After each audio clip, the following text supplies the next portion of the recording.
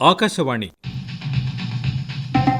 2020 ఒక అవలోకనం సంవత్సరాంతపు ప్రత్యేక ధారావాహిక 6వ భాగం మహిళా సాధికారతే దేశ స్వావలంబన. వినండి. మహిళా సాధికారత అంటే మహిళలు భౌతికంగా బలవంతులు కావటం మాత్రమే కాదు, వాళ్లు ప్రకృతి సహజంగా బలవంతులే. కానీ వారి బలాన్ని, విచక్షణను, సంయమనాన్ని, సంకల్ప బలాన్ని మేళవించి చూసినప్పుడే వారి సాధికారత అర్థమవుతుంది. ఖచ్చితంగా అలాంటి పరిస్థితుల్ని ప్రపంచానికి ఈ కోవిడ్ మహమ్మారి పరిచయం చేసింది. దేశాధినేతలైనా, సాధారణ గృహిణులైనా, కష్టాలలో ప్రజలకు బాసటగా ఉన్న డాక్టర్లైనా, తమ పిల్లల కోసం వందలాది మైళ్లు ఒంటరిగా ప్రయాణించిన సాధారణ తల్లులైనా, ఎవరైనా కోవిడ్ మహమ్మారి సమయంలో మహిళలు చూపిన సంకల్పబలం, సమస్యలు, సవాళ్లను ఎదుర్కొనేందుకు వారు చూపిన తెగువ, వారి ధైర్య సాహసాలు, మనోబలం ప్రపంచాన్ని అబ్బురపరిచాయి. ప్రధానమంత్రి నరేంద్ర మోదీ అన్నట్లు మహిళలను బలవంతులుగా మార్చటమే స్త్రీవాదం కాదు. వారి బలాన్ని ప్రపంచం గ్రహించేలా చేసినప్పుడే వారి శక్తికి తగిన గుర్తింపు ఉంటుంది. అదే మహిళా సాధికారత పరమార్థం. భారత్ में महिला शक्ति को जब जब भी अवसर मिले उन्होंने देश का नाम रोशन किया, देश को मजबूती दी है. महिलाओं को स्वरोजगार और रोजगार के समान अवसर देने के लिए आज देश प्रतिबद्ध है. ఈ ఏడాది మహిళా సాధికారత విషయంలో జరిగిన పరిణామాలను గమనిస్తే ఎన్నో కథనాలు వెలుగు చూశాయి. వాటిలో కీలకమైన వాటిని కొన్నింటిని చర్చిద్దాం.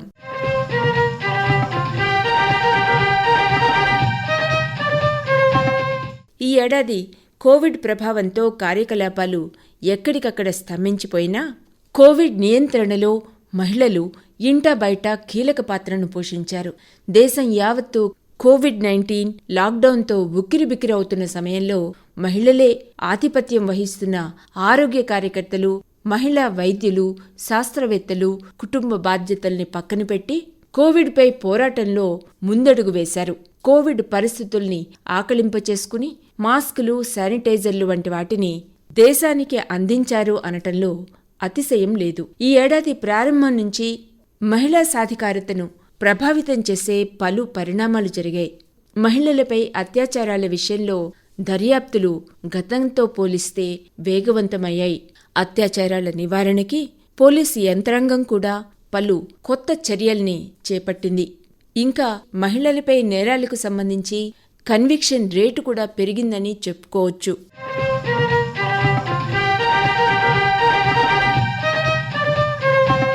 కోవిడ్ మహమ్మారి సమయంలో మహిళల శక్తియుక్తులు వెలుగులోకి వచ్చాయి. ఎలాంటి విపత్కర పరిస్థితులనైనా తట్టుకోగల ధైర్య సాహసాలు మహిళల సొంతం అని మరోసారి రుజువైంది. లాక్డౌన్ కారణంగా ఎలాంటి ప్రయాణ సాధనాలు లేకపోవడంతో లక్షలాది మంది వలస కార్మికులు కాలినడకనే స్వంత రాష్ట్రాలకు బయలుదేరటం భారత చరిత్రలో కనీ విని ఎరుగని ఘటనైతే, వారిలో కూడా మహిళలు పెద్ద సంఖ్యలో ఉండటం, అందులో కొందరు గర్భిణీలు, బాలింతలు ఉండడం అందరి మనసుల్ని ద్రవింపచేసింది. అభివృద్ధికి సూచికలైన మన రహదారులు వలస ప్రజల మానవ ప్రవాహాలయ్యాయి. అంతేకాదు, తండ్రిని స్వంత రాష్ట్రం చేర్చటానికి జ్యోతి అనే యువతి చూపిన సాహసం, రజ్యా బేగం అనే టీచర్ లాక్డౌన్ కారణంగా నెల్లూరులో ఇరుక్కుపోయిన తమ కుమారుడిని తీసుకురావటానికి స్కూటీపై 1400 కిలోమీటర్లు ప్రయాణం చేయటానికి చూపించిన తెగువ అందరినీ దిగ్భ్రాంతికి గురిచేసింది. అనారోగ్యంతో బాధపడుతున్న తండ్రిని గుర్గాం నుంచి బీహార్ వరకు దాదాపు 1200 కిలోమీటర్లు సైకిల్పై తీసుకొచ్చిన బీహార్కు చెందిన జ్యోతి కుమారి బాలలు అబలలు కారు అని నిరూపించింది.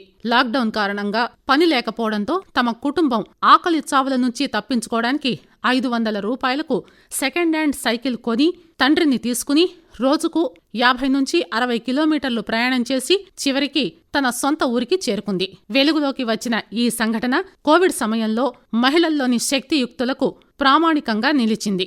मेरे पास खाने पीने के लिए पैसा नहीं था और रूम से भी बोल रहा था खाली करने के लिए, तो मेरे पास तो पैसा भी नहीं था, तो हम लोग कैसे आते.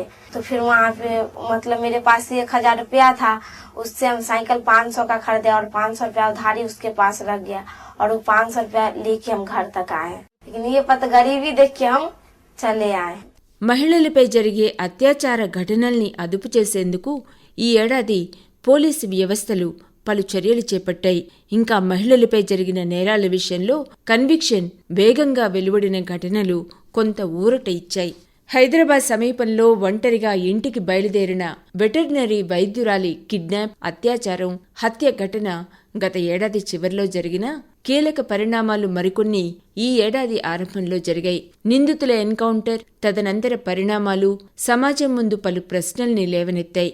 అయితే దోషుల్ని ఎన్కౌంటర్ చేయడం ద్వారా కొంతవరకు ప్రజాగ్రహాన్ని అదుపు చేయగలిగినా చట్టాన్ని చేతుల్లోకి తీసుకోవడంపై విమర్శలు వెల్లువెత్తాయి. దిశ ఘటన తర్వాత పోలీస్ వ్యవస్థలో కీలక మార్పులు చోటు చేసుకున్నాయి.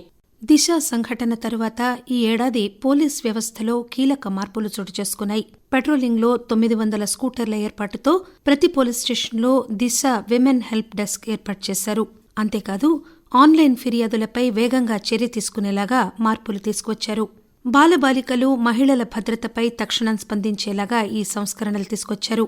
మహిళల భద్రత కోసం ప్రత్యేక చర్యలు తీసుకుంటూ ఎప్పటికప్పుడు ఆధునిక సాంకేతిక పరిజ్ఞానాన్ని వినియోగించేలాగా చర్యలు తీసుకుంటున్నారు. ప్రత్యేక బృందాలను ఏర్పాటు చేసి సైబర్ క్రైమ్ నేరాలను నివారిస్తున్నారు. ఆసిఫాబాద్ జిల్లాలో దిశ మాదిరి చోటు చేసుకున్న మరో హేయమైన అత్యాచారం, హత్య కేసులో ప్రత్యేక కోర్టు వేగంగా దర్యాప్తు ముగించి నేరస్తులకు మృత్యుదండన విధించింది.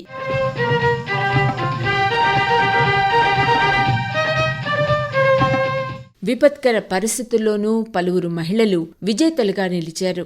కోవిడ్ వైరస్ ను అరికట్టడానికి ప్రపంచ దేశాలు లాక్డౌన్ను విధించాయి. అగ్రరాజ్యాలు సైతం వేలాదిగా నమోదవుతున్న పాజిటివ్ కేసులకు కళ్లెం వేయలేక సతమతమయ్యాయి. అయితే మహిళలు కీలక పదవుల్లో ఉన్న దేశాలలో పరిస్థితి మెరుగ్గా ఉండటం గమనార్హం. మహిళల ఏలుబడిలో ఉన్న న్యూజిలాండ్, జర్మనీ, తైవాన్, డెన్మార్క్ లాంటి కొన్ని దేశాలు అతి తక్కువ సమయంలోనే కరోనాను అదుపులోకి తీసుకొచ్చాయి. విపత్కర పరిస్థితులను ఛాలెంజింగ్ గా తీసుకుని ప్రజల ప్రాణాలను కాపాడడంలో భేష్ అనిపించుకున్నారు ఆయా దేశాల మహిళాధినేతలు. ఇక భారతదేశంలోనూ కరోనా సమయంలో వైరస్ ను ఎదుర్కోవడంలో ఛాలెంజింగ్ గా పనిచేసిన మహిళలను గుర్తించి వారికి స్త్రీ శక్తి ఛాలెంజ్ అవార్డులను ప్రకటించింది కేంద్ర ప్రభుత్వం. యుఎన్ విమెన్ సహకారంతో నిర్వహించిన ఈ ఛాలెంజ్ లో 6 మహిళలను విజేతలుగా ప్రకటించింది. కోవిడ్-19 కు వ్యతిరేకంగా పోరాటంలోనూ మహమ్మారి నుంచి తప్పించుకోవడానికి అవగాహన కల్పించినందుకు, మహిళలను ప్రభావితం చేసే సమస్యలను పరిష్కరించడంలోనూ విశేష కృషి చేసిన మహిళలకు ఈ అవార్డులు ప్రకటించారు. దేశవ్యాప్తంగా 1265 ఎంట్రీలు రాగా వాటిని దశల వారీగా పర్యవేక్షించి 25 ఎంట్రీలను ఎంపిక చేశారు. ఫైనల్ గా జ్యూరీ సభ్యులు 25 ఎంట్రీల నుంచి doctor P Gayatri Hela, Romita Ghosh, doctor Anjana Ram Kumar, doctor Anushka, Vasanta Palanivel, Shivi Kapil, Jaya Parashar, Ankita Parashar తదితరులను ఎంపిక చేశారు. వీరంతా కరోనా వ్యాప్తిని నివారించడానికి, విపత్కర పరిస్థితులను సమర్థవంతంగా ఎదుర్కోవడానికి కృషి చేసిన వారే.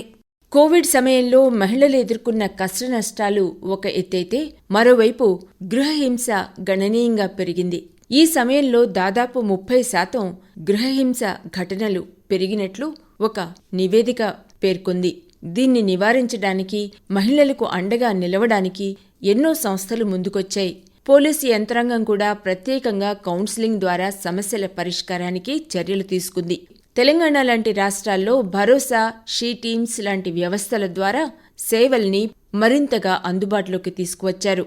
ఇంకా ఆన్లైన్ ద్వారా ఫిర్యాదులు నమోదు చేసుకుని తక్షణ సాయాన్ని అందించారు.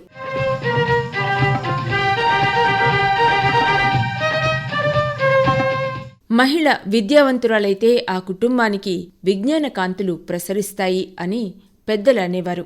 ఇప్పుడు అక్షర జ్ఞానంతో పాటు ఆర్థిక స్వేచ్ఛ కూడా ముఖ్యమే అని పరిస్థితులు వివరిస్తున్నాయి. కరోనా మహమ్మారి విజృంభణ సమయంలోనూ మహిళల శ్రమకు విశ్రాంతి లేదు. అంతేకాదు రెట్టింపు శక్తితో పనిచేశారు.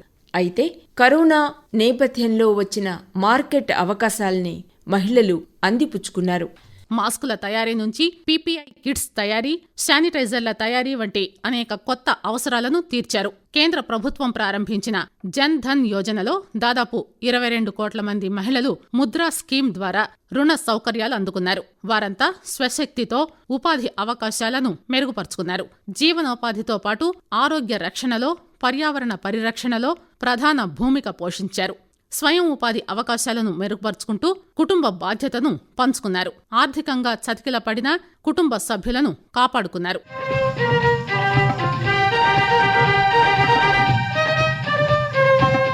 మహిళల ఆరోగ్య పరిరక్షణ లక్ష్యంతో కేంద్ర ప్రభుత్వం ప్రారంభించిన ఉజ్వల వంట గ్యాస్ సిలిండర్ల పంపిణీ పథకం ద్వారా దాదాపు 8 కోట్ల మంది మహిళలు ఈ లాక్డౌన్ సమయంలో లబ్ధి పొందారు. देश की करोड़ों बहनों की है. उज्ज्वला योजना के तहत 8 करोड़ मुफ्त गैस कनेक्शन देने का जो संकल्प हमने लिया था, वो आज इस मंच पर इन लाखों बहनों की हाजिरी में सिद्ध हुआ है. హైదరాబాద్ గ్రేటర్ ఎన్నికలు మహిళా సాధికారత విషయంలో ఈ ఏడాది చోటు చేసుకున్న కీలక పరిణామాల్లో ఒకటిగా చెప్పొచ్చు. 50% రిజర్వేషన్లతో 75 కార్పొరేటర్ స్థానాల్ని మహిళలు గెలుపొందారు.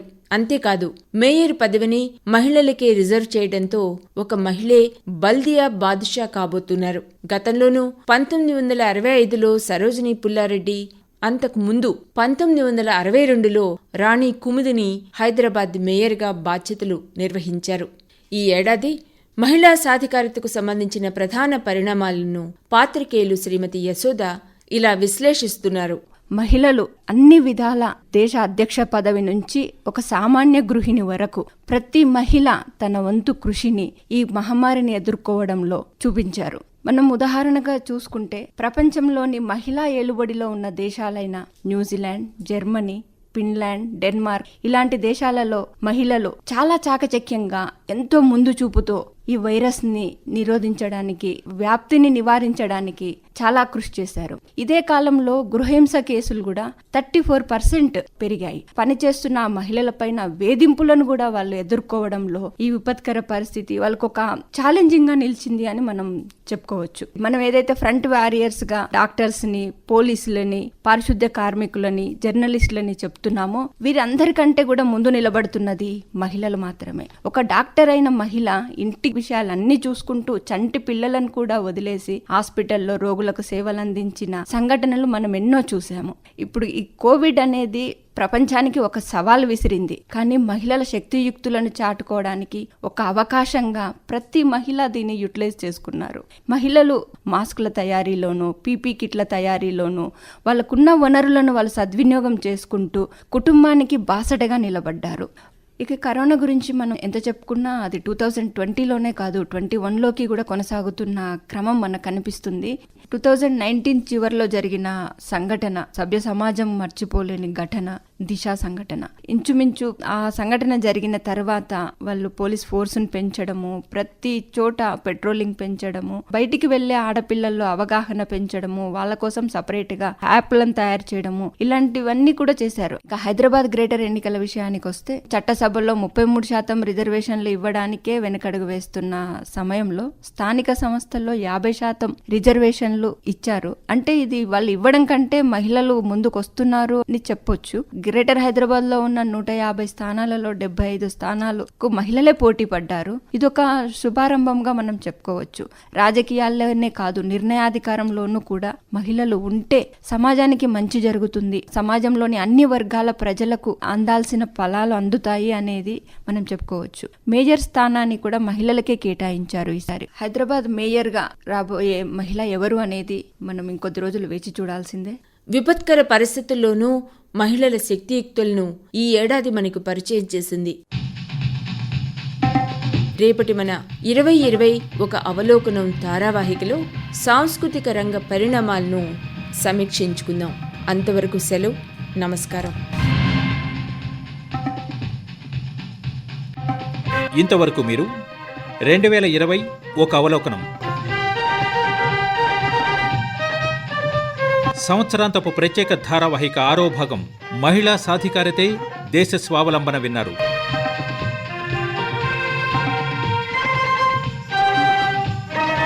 రచనా విశ్లేషణ పాత్రికేయులు శ్రీమతి యశోద.